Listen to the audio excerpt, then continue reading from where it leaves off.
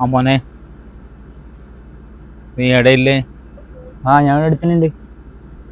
നീ എൻ്റെ ഒപ്പം ഒരു സ്ഥലം വരെ വരണം. ശരി അച്ഛാ, ഞാൻ ഇപ്പോൾ വരാം. ആ, പെട്ടെന്ന് വാ.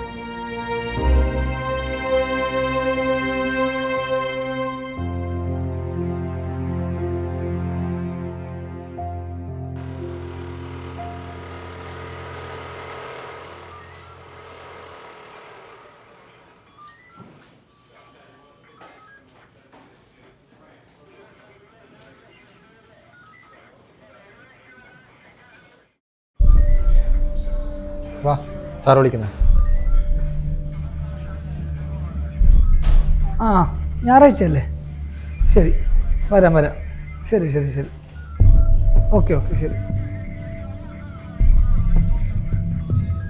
സർ, എൻ്റെ പിഴയാണ് സർ. ഞാൻ ശ്രദ്ധിക്കണ്ടായിരുന്നു. നിങ്ങൾ എന്താ ഉദ്ദേശിക്കുന്നത്? മനസ്സിലാവുന്നില്ലല്ലോ. സർ, ഇതെൻ്റെ മകൻ രാഹുൽ. ഇവൻ്റെ ജോലി എന്താണെന്ന് ഈ അടുത്ത കാലത്താണ് ഞാൻ അറിയുന്നത്. ഇവൻ സ്കൂൾ കുട്ടികൾക്ക് ഡ്രഗ്സ് സപ്ലൈ ചെയ്യാൻ. ഞാൻ ഉപദേശിച്ചിട്ടൊന്നും കാര്യമില്ലാന്ന് തോന്നിയോണ്ടാണ് ഞാൻ ഇങ്ങോട്ട് ഇവനെ കൊണ്ടുവന്നത്. സാർ, ഇവനൊന്ന് പരിശോധിക്കണം. അച്ഛൻ പറഞ്ഞ ശരി തന്നെടാ. സുമേഷേ, നോക്കിയേ.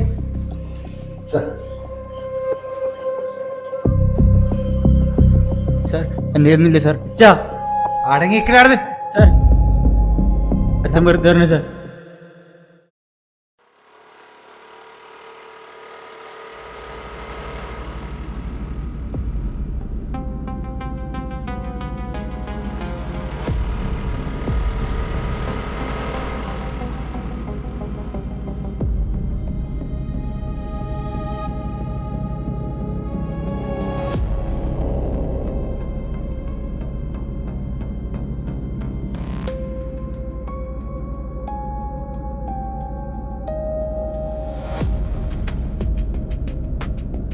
പുറത്തിറങ്ങി കഴിഞ്ഞാല് നിങ്ങൾ രണ്ടായിരിക്കും പെടാൻ പോകും.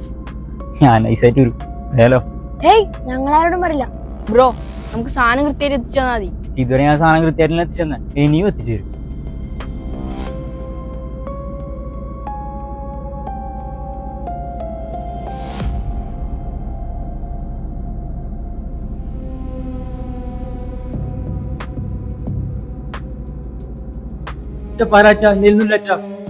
സാർ,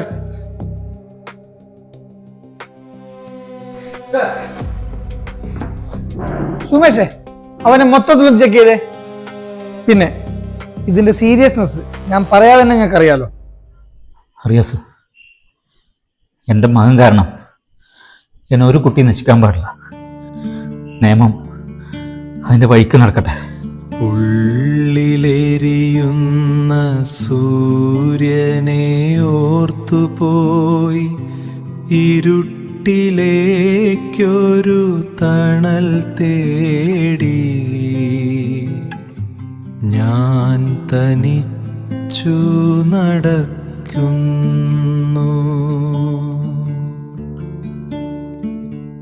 ഞാൻ തനിച്ചു നടക്കുന്നു.